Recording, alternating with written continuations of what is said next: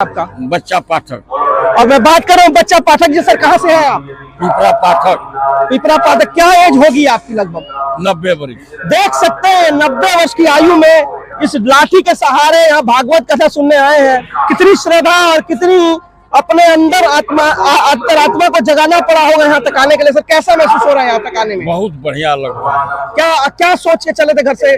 और हम यही सोच के चले थे कि हम चल करके और कथा को सुनेंगे और आ करके सभी लोग से बताएंगे कि बहुत बढ़िया कथा हो रहा है।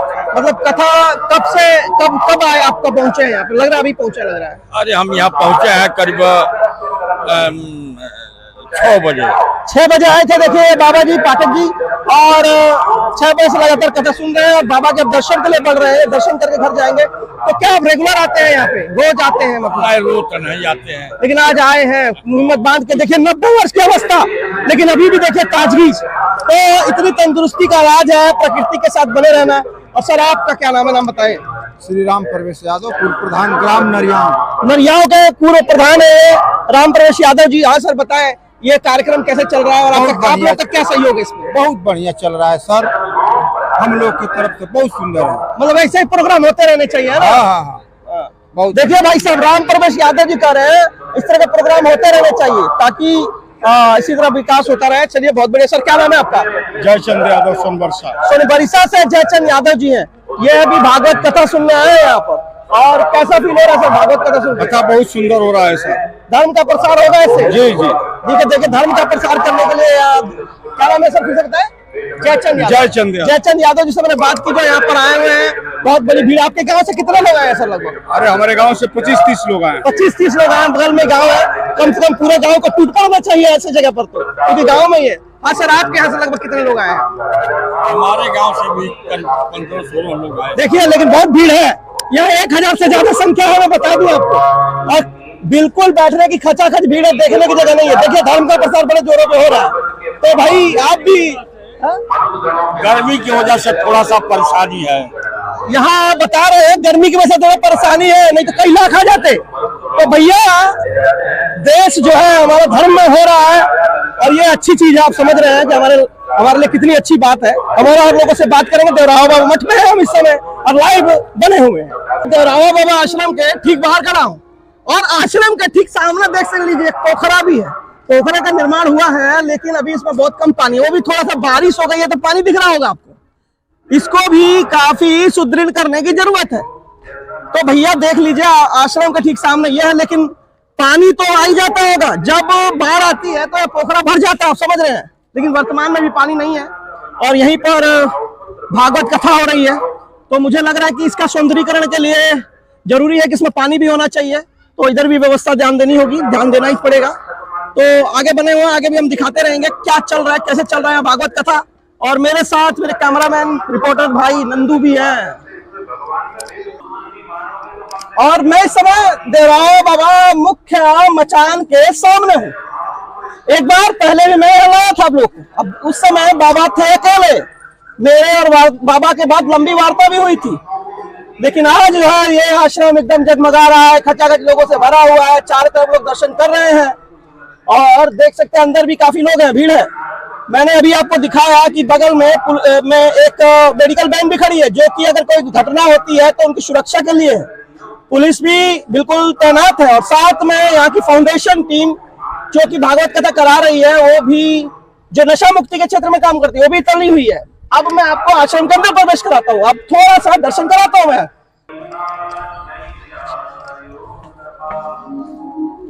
मुख्य आश्रम में हूँ, देख सकते हैं पीछे लोग काफी मात्रा में फोटो भी खिंचवा रहे हैं। काफी बच्चे खुश नजर आ रहे हैं। यहाँ पे बाबा भी बैठे होंगे और देखिए पीछे एक क्या नाम है, कल्प वृक्ष है भाई। कल्प वृक्ष के बगल में लोग काफी फोटो खिंचवा रहे हैं और काफी अच्छा माहौल बना हुआ है। माता बहने भी। हाँ कैसा लग रहा है आपको आश्रम में आकर? बहुत अच्छा लग रहा है। अच्छा तो आप रोज आते हैं क्या? क्या नाम है? मेरा नाम बताइए आप। हम लोग नरियाव से हैं। क्या नाम है आपका? हमारा नाम उषा है। और आपका? कुलवंती और उषा जी मेरे साथ हैं। देखिए भाई नरियाव गांव से चल कर आए हैं। और भागवत कथा में क्या सीखा आपने ये बताइए पहले। बहुत अच्छे सीखे भगवान। क्या सीखे हैं आप लोग बताइए। कोई नई बात जो आपको लिए जीवन में आपके लिए काफी कारगर होगी बताइए।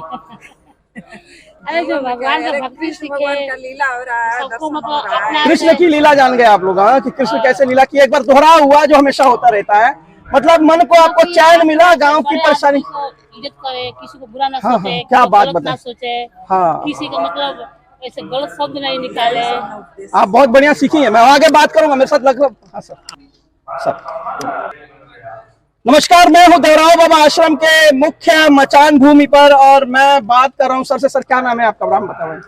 ऋषिकेश पांडे। मैं ऋषिकेश पांडे जी से बात कर रहा हूं। सर कुछ अपना परिचय दीजिए हमारे चैनल के माध्यम से, ताकि लोग आपके बारे में अच्छे से जान सकें। मैं तो ब्रह्मर्ष देवराव बाबा जी महाराज का भक्त हूँ और वही परिचय रहे तो ज्यादा अच्छा है। कहाँ से हैं सर आप? हम गोरखपुर जिले से हैं अच्छा, और ब्रह्मर्ष देवराव बाबा जी महाराज का इस स्थान पे हमने 1987 में दर्शन किया था। 1987 में।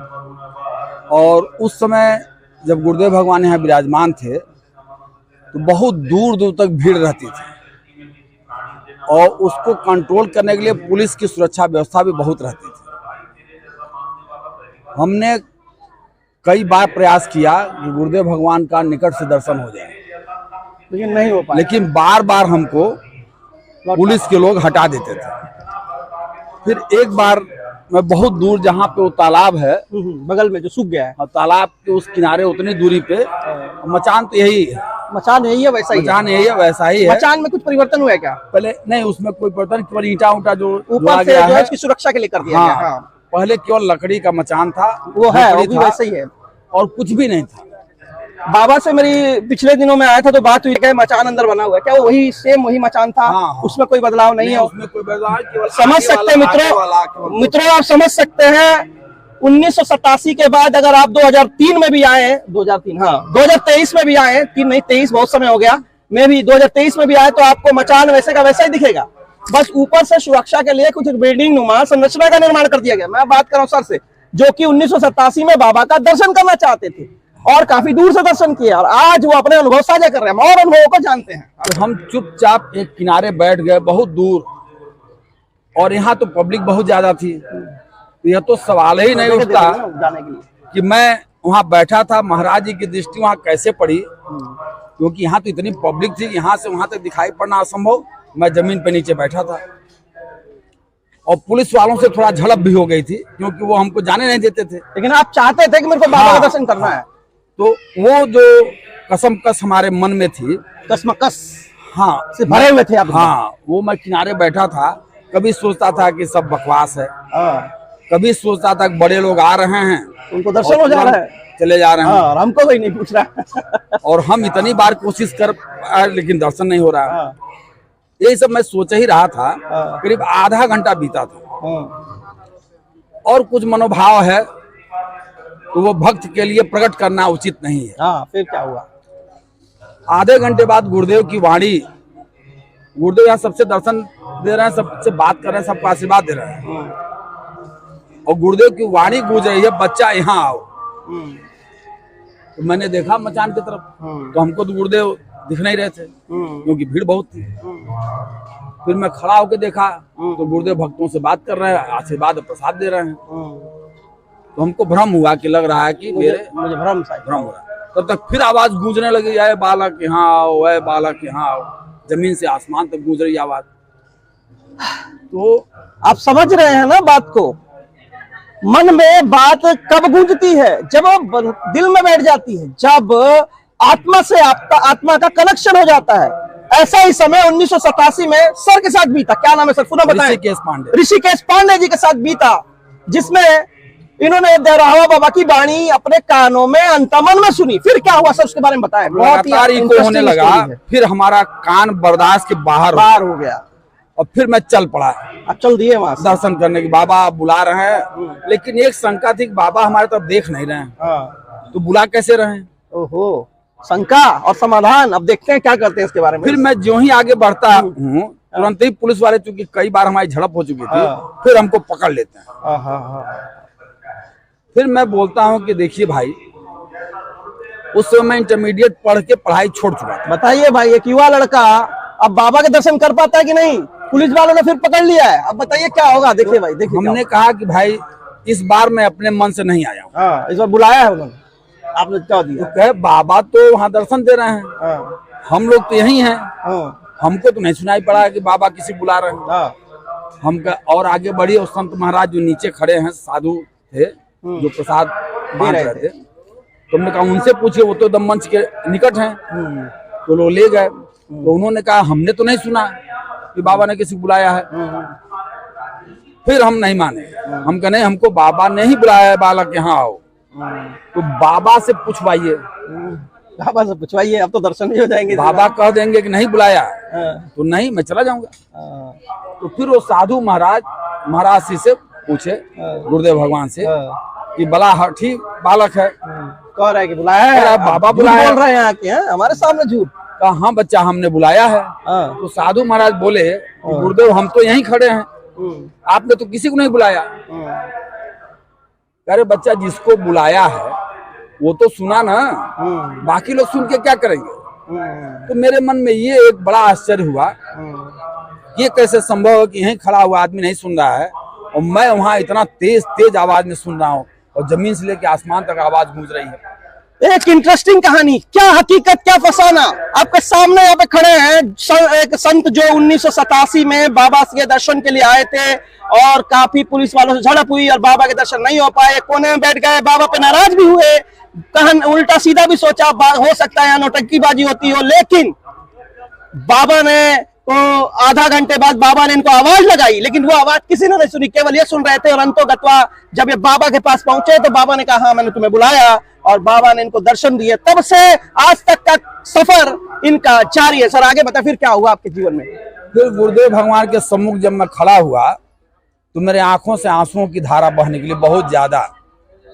हमने कहा गुरुदेव मैं नास्तिक हूँ, मैं भगवान को नहीं मानता, लेकिन ये आंसू किस लिए गिर रहे हैं?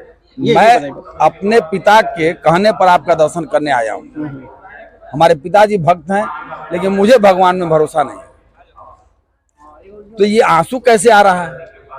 मेरी तो कोई भावना है नहीं। तो गुरुदेव ने कहा बच्चा मैंने तुमको बदल दिया है, ये आंसू के रास्ते पूरा जो तुम्हारा पूर्व जन्म की जो भी कमियां थी उसको मैंने दूर कर दी।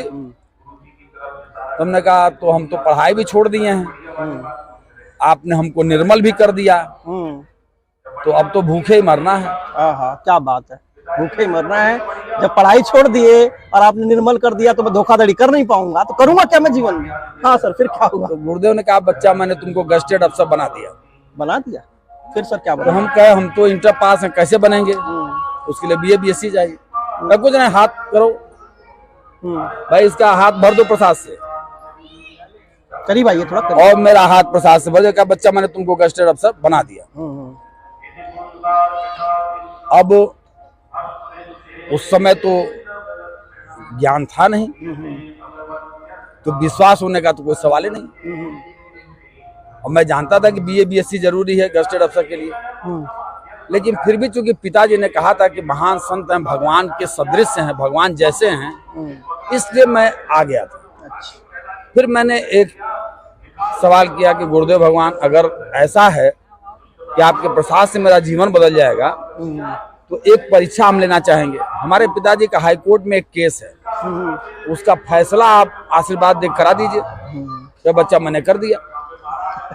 तुमने कहा भाई हाई कोर्ट का फैसला भी हो जाता है, तो आप जरूर आइए, देख लीजिए आप कैसे ये संभव है। वहाँ तो डेट लगेगी, सुनवाई होगी। कहा बच्चा मैंने कर दिया। हम कहा कितना दिन लगेगा? कह रहे बच्चा मैंने आदेश कर दिया। हम कह रहे आप नहीं करेंगे, जज साहब आदेश करते हैं। क्योंकि मेरे अंदर भक्ति नहीं थी, तो मैं चीजों को समझ नहीं पाता।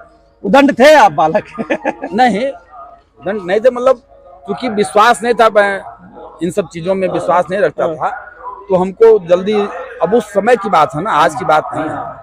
आज तो मैं भक्त हो चुका हूँ, उस समय उदंड बालक थे आप। तो फिर गुरुदेव ने कहा कि मैंने कर दिया और पिताजी से कहो कि जाके आदेश ले आऊं। और मैं उसी दिन गया, पिताजी को उसी दिन भेजा प्रयागराज, और वो 2 दिन बाद आदेश लेके आ गए। तब से मैं सन 87 से गुरुदेव का भक्त हूँ। और गुरुदेव का जो प्रमुख उपदेश था वो था कि गाय की सेवा करना, जब बन जाना गस्टेड अफसर तो गाय की सेवा करना। तब तो से सर आप किस पद पर हैं इस समय, ये बताएं। अब पद न पूछिए, क्योंकि अब यहाँ आप अचानक मिल गए हैं। नहीं, बता गुरु दीजिए, के बता दरबार में हम जो कुछ हमारा अनुभव बता रहे हैं, बता दीजिए एक बार। नहीं हम वक्तव्य नहीं दे सकते। अच्छा भक्ति 87 से चालू हो गई। 97 में मैं गेस्ट अफसर बन गया। 97 तब से गुरुदेव भगवान के उपदेश के अनुसार गौ सेवा करता हूँ। गुरुदेव ने जो उपदेश दिया था कि गाय के पृष्ठभाग में ब्रह्मा जी का, गले में विष्णु भगवान का, मुख में शिव जी का, रोम रोम में देवी देवताओं का वास है, गाय के गोबर में लक्ष्मी माता 8 ऐश्वर्यों के साथ निवास करती हैं, इसका मैं प्रचार प्रसार करता हूँ। लोगों को कन्विंस करने की कोशिश करता हूँ और अपना भी उदाहरण देता हूँ कि जब हमारा जीवन बदल सकता है तो आपका भी बदल सकता है। और यह देश गाय की सेवा का ही देश था। गो द्विज धेनु देव हितकारी, कृपा सिंधु मानुष तनुधारी। जब पुनः उसी स्वरूप को यह भारत पा जाएगा तो राम राज्य आ जाएगा, जहाँ कोई दुखी नहीं होगा, जहाँ कोई गरीब नहीं होगा, जहाँ कोई रोगी नहीं होगा। जैसा फसल चाहेंगे, जैसा फल चाहेंगे, वो सब कुछ मिलेगा। लेकिन ये तब जब घर घर में गौ सेवा होगी, गुरुदेव की वाणी सच होगी, यही विश्वास है। उस समय भी विश्वास उत्पन्न हुआ, आज भी वही विश्वास है। बस इंतजार है उस घड़ी की कि कब इस भारत देश में घर घर गाय की सेवा होगी और भगवान राम का राम राज्य फिर से लौट के आएगा और पूरा भारत हमारा खुशहाल होगा।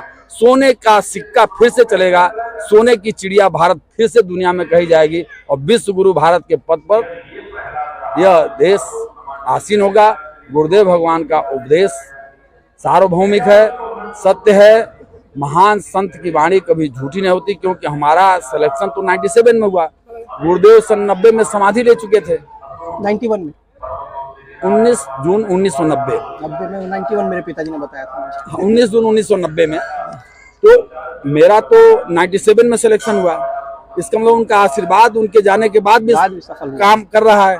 इसका मतलब वो गुरु तत्व ईश्वर तत्व में विलीन है। तो अगर हम उनके बताए गए मार्ग पर चलते हुए गौ सेवा का कार्य करेंगे तो जो कहा गया गाय के गोबर में लक्ष्मी माता 8 ऐश्वर्यों के साथ निवास करती हैं, वह कामधेनु स्वरूप प्रकट होगा। ये महान संत की भूमि है, ब्रह्मलीन ब्रह्मर्षि देवराहा बाबा जी महाराज की भूमि है।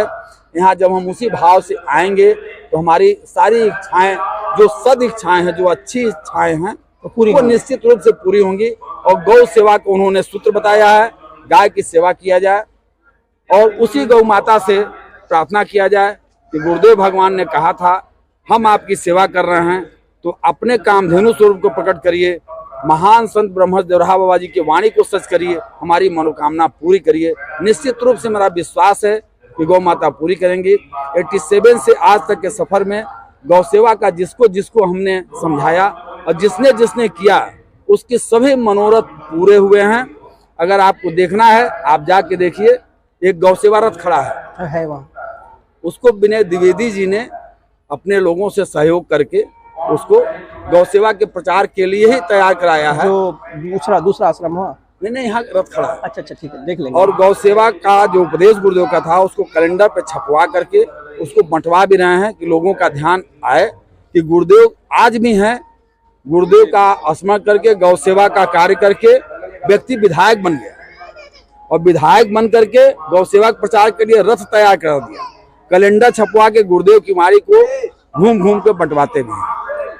तो आज भी गुरुदेव की वाणी का पालन अगर आप करते हैं, गौ सेवा करते हैं, तो आपके सभी मनोरथ पूरे होंगे, जो अच्छे मनोरथ हैं।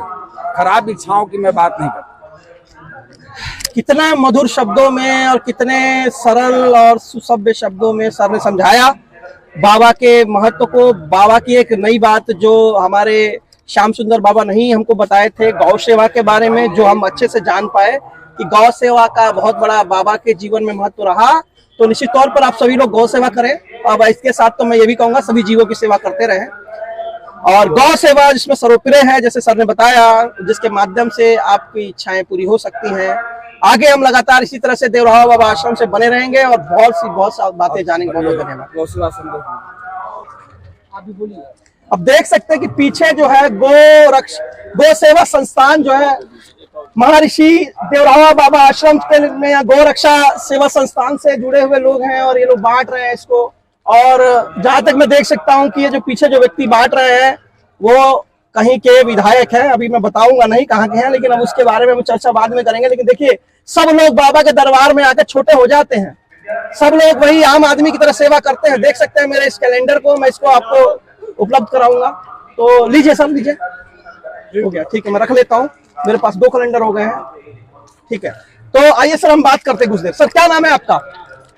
हमारा नाम राजेंद्र कुमार रस्तोगी है, हम गौ सेवक हैं। गौ सेवक है राजेंद्र कुमार रस्तोगी। सर थोड़ा पीछे हो जाएगा, सर को जाने दिया जाए, गेट नहीं बाधित करेंगे आप, सर पीछे आ जाइए, आप गेट से जाने दें। तो सर बताएं क्या है गौ सेवा का महत्व, समझाइए क्यों, कैसे आप गौ सेवा संस्थान से जुड़े और क्या चाहते हैं, लोगों से क्या अपील रहेगी, उसके बारे में आप विस्तार से। गाय की महिमा जितनी कही जाए उतनी कम है, और हमने अपना खुद का अनुभव है, और एक तरीके से हमारा खुद ये नया जीवन है। जो हम आज से 2007 में ही हमें डेंगू हो गया था, उस समय डेंगू के इलाज बहुत कम हुआ करते थे इंडिया के अंदर। तो उस समय हमने गाय के माध्यम से ही हमारी जीवन मिली, गाय के माध्यम से जीवन मिला। क्या गाय के माध्यम से ही जीवन मिला। क्या डेंगू हो गया था आपको और माध्यम से? डेंगू होने के बाद हम तो 103, 104, 105 बुखार रहता था लगातार, बिल्कुल भूत रहा करते थे। आपको लगता था कि शायद जीवन नहीं बचेगा, लेकिन बाबा के आशीर्वाद से बच पाया। बिल्कुल नहीं, बचने का कोई मतलब था ही नहीं कि हम बच सकते थे। हाँ।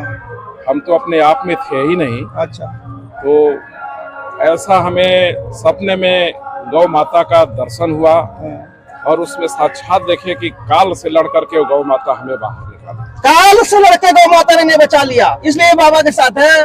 और मैं बात करूंगा सबसे, मुझे अब तक सबसे आकर्षक जो यहाँ पर्सनैलिटी लग रही है, बहुत चमक है सर के चेहरे। सर अपना नाम बताइए, घुमाइए सर।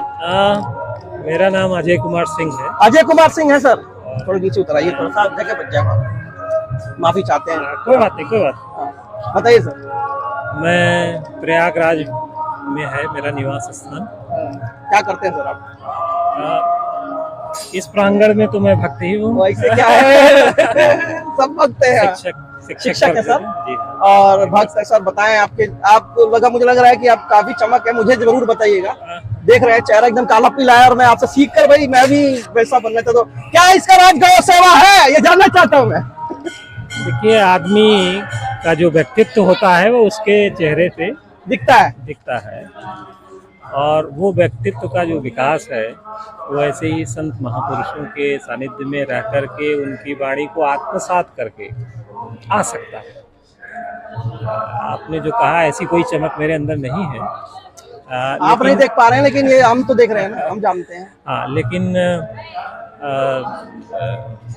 मतलब इस चीज़ की आज के समाज को बहुत ज़रूरत है। ठीक है, कि समाज सही रास्ते पे चले, और जो हमारी पुरातन परंपरा रही है, ऋषियों की जो वाणी रही है, उनकी जो भाव है, उनको उनका गहराई से अध्ययन करके उनके भाव को समझा जाए, और जो वर्तमान परिप्रेक्ष्य है उसमें हम लोगों का क्या दायित्व है उसको समझा जाए।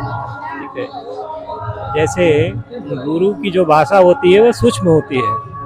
हम और आप टीवी पर डिबेट 1 घंटे 2 घंटे कर सकते हैं, न बोलने वाले को समझ में आता है, न सुनने वालों को समझ में आता है 2 घंटे में हम कहना क्या चाहते थे। लेकिन जो महापुरुषों की वाणी होती है वो बीज मंत्र की तरह से होती है। महाराज आपकी वाणी मुझे एकदम बीज मंत्र ही लग रहा है, वैसे ही बताऊंगा तो कहते रहिए और मैं सुनता रहूं, मुझे बहुत आनंद आ रहा है। ऐसा कुछ नहीं है, लेकिन मैंने कहा उसको समझने की जरूरत है। और यह आपको कि हर काल में मनुष्य को अपने कर्तव्य को समझना होता है। ठीक है, और जैसा कि ऋषिकेश पांडे जी ने बताया, और वो उनके जीवन का एक मिशन रहा है कि गौ सेवा, जो बाबा जी ने एक मंत्र दिया कि गौ सेवा करनी है। अब प्रश्न ये आता है कि कैसे की जाए। हर आदमी अपने आप में व्यस्त है, उसका अपना व्यवसाय है, अपना परिवार है, जो लगता है कि एक बाधा है, उस बाधा को कैसे पार किया जाए बेसिकली। लेकिन वो तभी संभव है जब हम उस पर गहराई से चिंतन करें और स्वयं रास्ता खोजें। क्योंकि जो परिस्थितियां हैं वो हमारी स्वयं की निर्मित की होती हैं, उसका समाधान भी हमारा स्वयं का है। जैसे आप पत्रकार वर्ग से संबंधित हैं तो आपका क्या दायित्व है? मेरा दायित्व है कि भाई मैं बताना चाहूंगा मेरा दायित्व क्या है। मेरा दायित्व है कि मैं उन सभी अच्छी चीजों को आम आदमी तक पहुंचा सकूं, समाज में जो हो रहा है जिसके लिए मैं उपस्थित हूं। आप लोग मेरे चैनल के माध्यम से ज्यादा से ज्यादा शेयर करिए ताकि गौ सेवा से संबंधित बातें सब लोग जान सके और उसके महत्व को समझ सके, साथ में समझ सके देवरावा बाबा के महत्व को। इस महत्व को बढ़ाने के लिए मैं अपने चैनल के माध्यम से आप लोगों को अपील करता हूं कि आप लोग आइए। अभी 14 तक चलेगा कार्यक्रम, आप लगातार जुड़े रहिए हमारे साथ। ठीक है जी, तो जैसे आपने कहा कि मैं प्रचार करूं, लेकिन मैं कहूँगा और गहराई से जाने की ज़रूरत है। जो समस्याएं हैं उन पे गहन चर्चा हो, अच्छे लोगों से बात की जाए और उसका जो एक मतलब अपने ऑब्जेक्टिव पे कैसे पहुंच सकते हैं उसके हर बिंदुओं पे गहन चर्चा होनी चाहिए। ठीक है, उसको विभिन्न बिंदुओं में विभाजित करने की ज़रूरत है कि कोई आदमी करना चाहता है, नंबर 1 क्या है, नंबर 2 स्टेप क्या है, नंबर 3 स्टेप क्या है, हमारा रोल क्या है। ठीक है, जैसे मैंने बताया मैं शिक्षक वर्ग हूँ, तो मैं वो कार्य तो नहीं कर सकता हूँ जो गौशाला में रह करके एक आदमी करता है, लेकिन यहाँ मैं उसको जरूर सोच सकता हूँ कि इन विचारों का प्रचार प्रसार होना चाहिए। हमारे जो छात्र हैं वो उससे संबंधित वो लोग कैसे जाने उसको। ठीक है, अगर आप पत्रकार हैं तो आपका दायित्व यहीं पे नहीं समाप्त हो जाता है कि आपने एक बाइट हमसे ले ली, बल्कि उसके जो और गहन बिंदु हैं उनमें जो और जानकार लोग हैं उनसे गहन चर्चा करके आपको स्वयं संतुष्टि होनी चाहिए कि हाँ, इस बिंदु पे मैंने एक ऐसी चर्चा की है जिससे हम समाज का एक दिशा दे सकते हैं। ठीक है, एक सेंसेशन नहीं, एक दिशा देने की जरूरत है। सर ने बताया कि समाज को दिशा देने का एक माध्यम गौ सेवा भी हो सकता है। मैं लगातार ऐसे न्यूज़ 7 स्टार से महानतम लोगों से जुड़ा रहूंगा आगे भी। नमस्कार।